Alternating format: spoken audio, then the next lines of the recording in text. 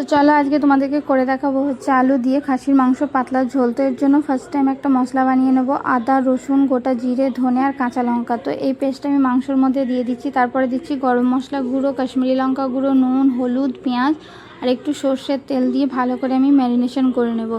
এরপরে আমি একটু টক দই ভালো করে ফাটিয়ে ওটাও দিয়ে দিচ্ছি। তো এই ম্যারিনেশনটা আমরা আধ ঘন্টা মতো রেখে দেবো ম্যারিনেশন করে। তো এবার একটা কড়াই আমি গরম তেল করে আলুটাকে ভেজে নেব হালকা লবণ দিয়ে। তো লবণ ভাজা হয়ে গেলে আলুটা আমি এবার তুলে রেখে দেবো। তো আবারও গরম তেল করে এতে দিয়ে দিচ্ছি গোটা গরম মশলা আর পেঁয়াজটা ভালো করে ভাজা হয়ে গেলে এবার আমি ম্যারিনেশন করা মাংসটাতে দিয়ে দিচ্ছি। তো এটাকেও হালকা আছে আমরা ভালো করে কষিয়ে নেব। তো এই দেখো আমার কষানো হয়ে গেছে। এখানে আমি আলু দিয়ে দিয়েছি, আলু দিয়েও ভালো করে কষিয়ে নিচ্ছি। তো ফাইনালি আমার কষানো কমপ্লিট। তো এবার আমি কুকারে পরিমাণ মতো জল দিয়ে এটাতে আমি 4টে মতো সিটি দিয়ে নিচ্ছি। তো এই দেখো ফাইনালি আমার মাংস রেডি। তো তোমাদের কেমন লাগলো অবশ্যই আমাকে কমেন্টে